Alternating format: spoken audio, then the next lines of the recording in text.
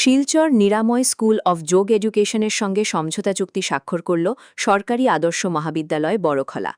পড়ুয়া, শিক্ষক, অশিক্ষক কর্মচারী সহ স্থানীয় জনতার মধ্যে যোগ শিক্ষার প্রচার প্রসার ও নিয়মিত যোগ চর্চার বার্তা ছড়িয়ে দিতেই এই উদ্যোগ।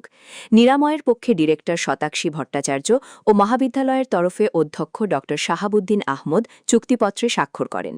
মুখ্য অতিথি ছিলেন কাছাড় কলেজের অর্থনীতি বিভাগের অধ্যাপক ড জয়দীপ বিশ্বাস।